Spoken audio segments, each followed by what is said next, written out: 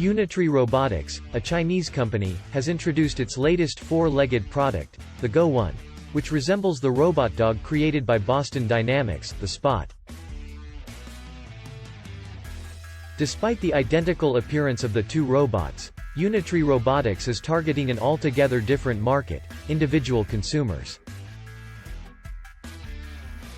The Go 1 is intended for personal usage and can be used to stroll through the park, carry light items while shopping, or for recreation. Starting at $2,700, the robot can be ordered directly from the company's website. Although the Go 1 is not as technologically advanced as the Spot, it is quick and durable and can track its owner while avoiding obstacles.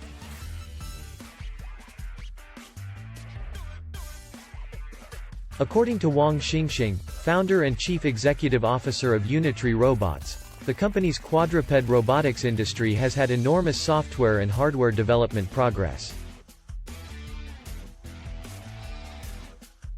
Several biologists have examined the responses of different creatures when they see the Go 1.